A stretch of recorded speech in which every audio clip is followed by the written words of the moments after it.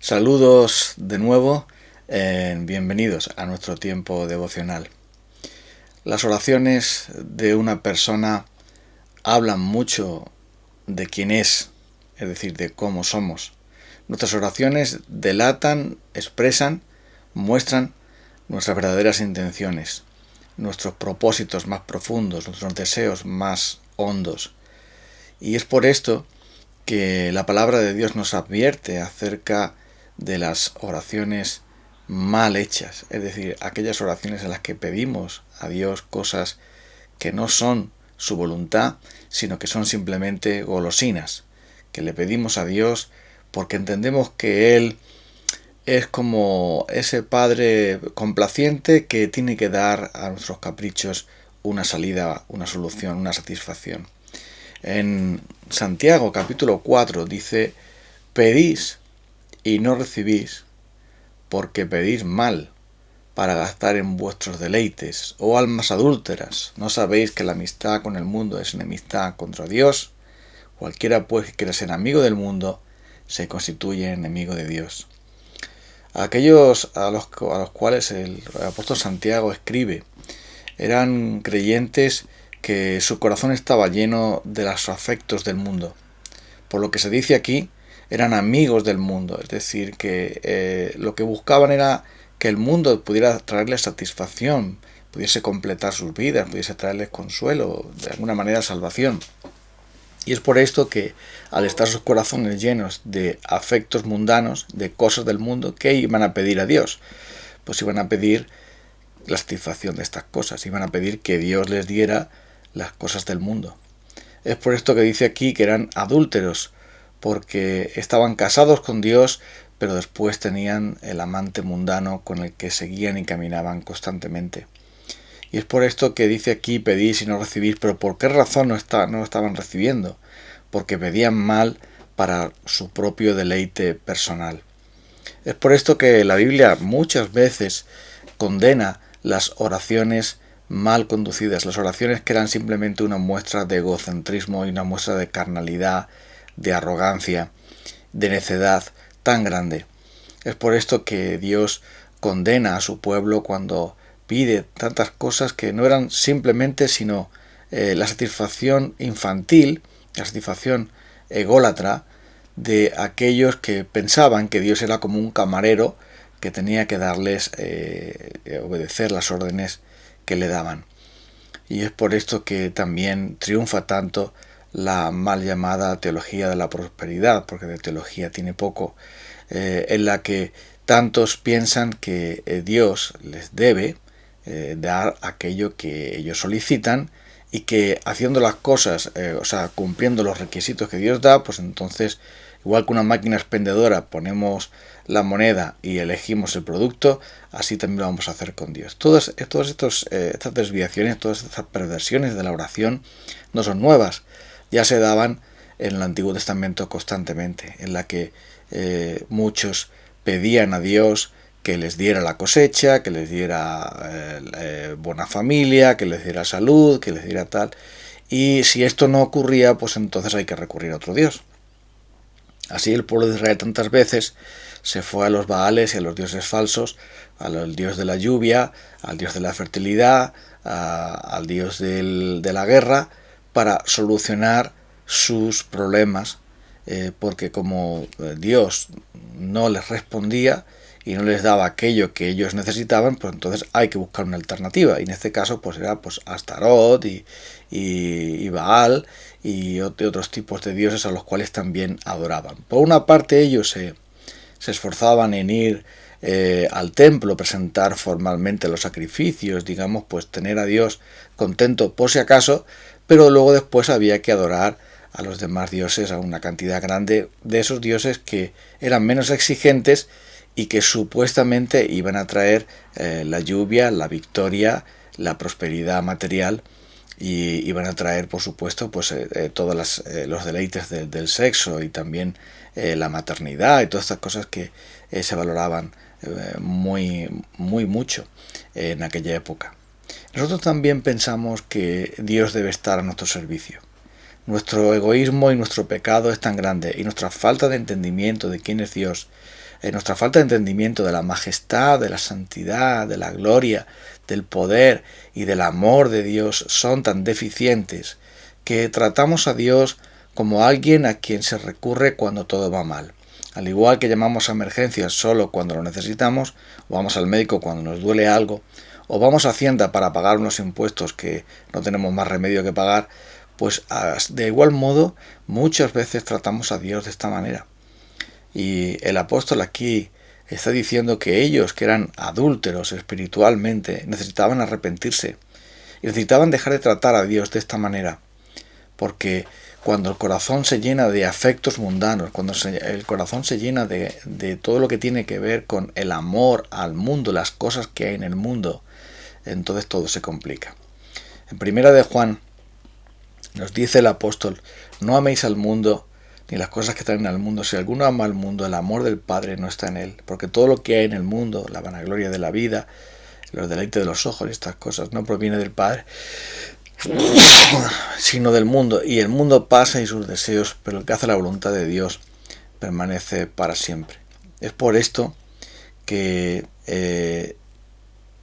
esta es la confianza que tenemos delante de Él, dice el apóstol primero de Juan, que si pedimos alguna cosa conforme a su voluntad, Él nos oye. Esta es la condición. La condición es que delante de Dios tenemos la confianza de que si pedimos algo que tiene que ver con su voluntad, algo que le agrada a Él, y por supuesto, algo que si le agrada a Él es porque realmente lo necesitamos, realmente es importante, Él nos va a dar esto que necesitamos.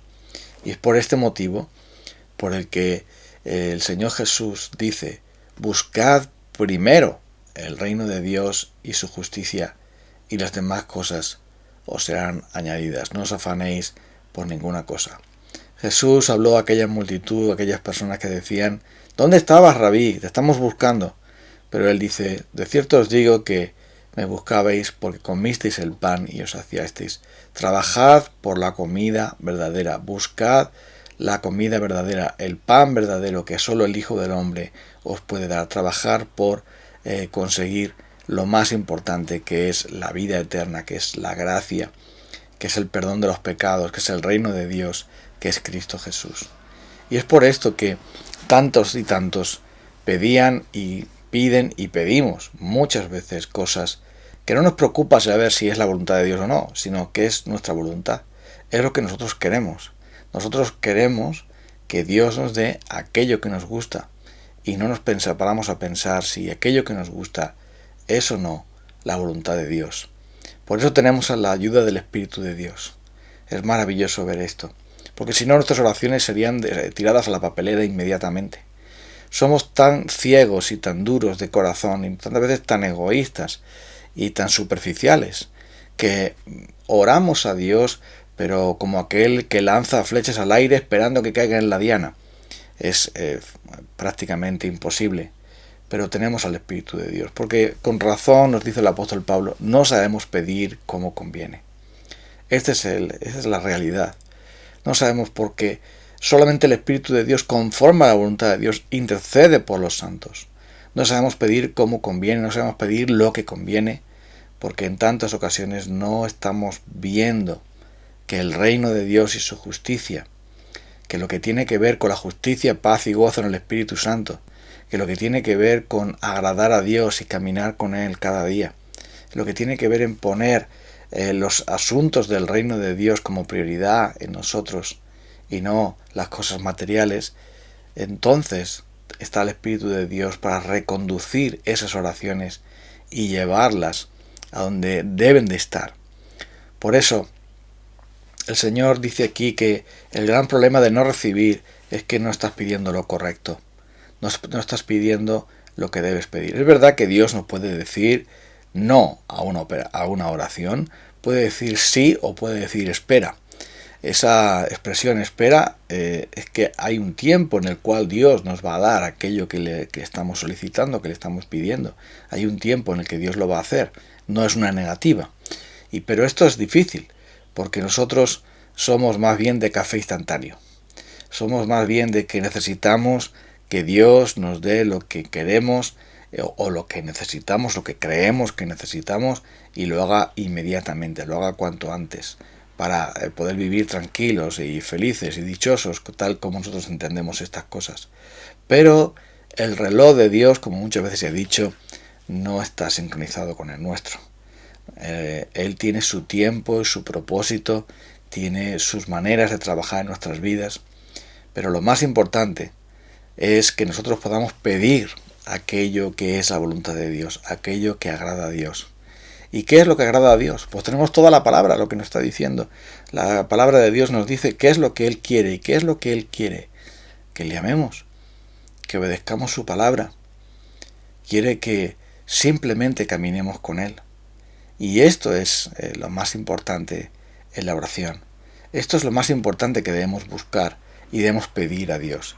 Lo que debemos pedir a Dios es permanecer en Él. Como dijo Jesús, permaneced en mí y yo en vosotros.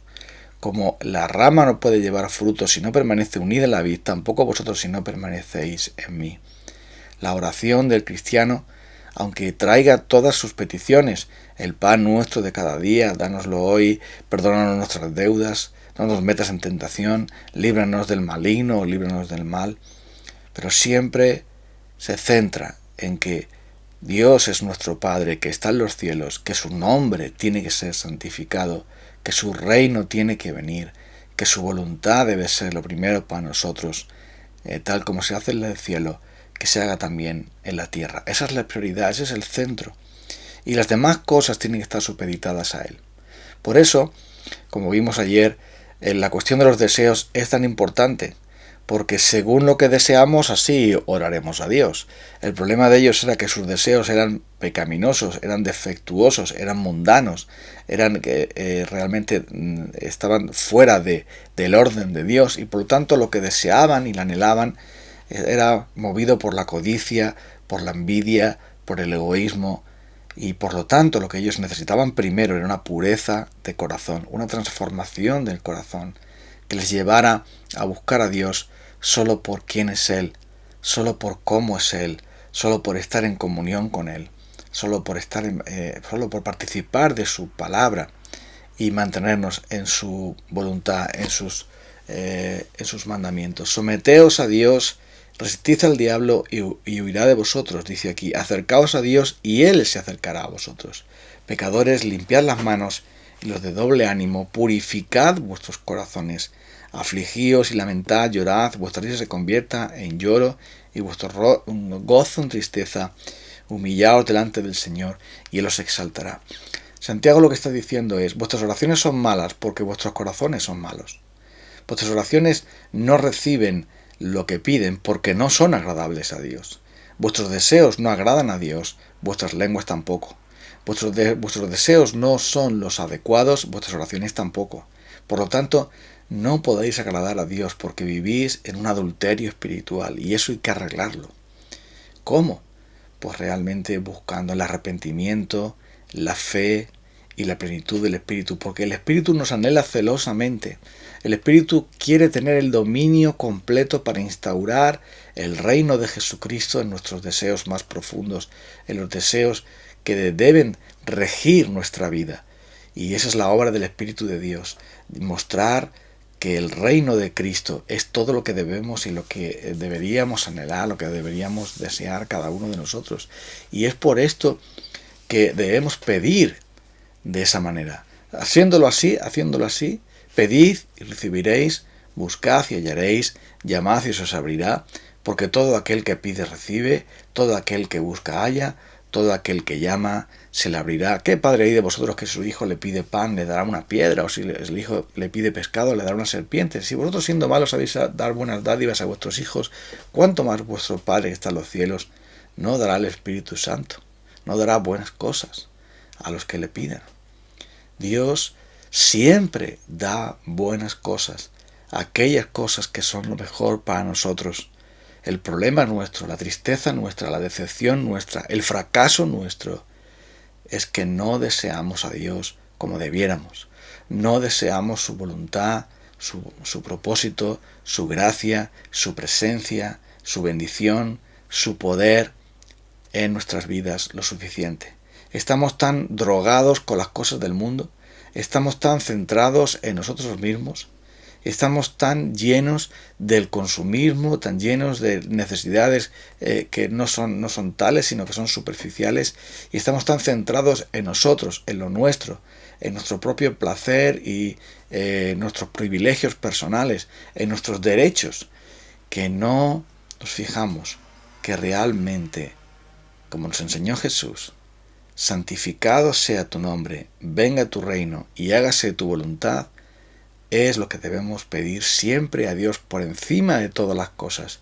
Y después, Él nos enseñó a pedir pan, es decir, lo que realmente importa y es básico, vital para nosotros.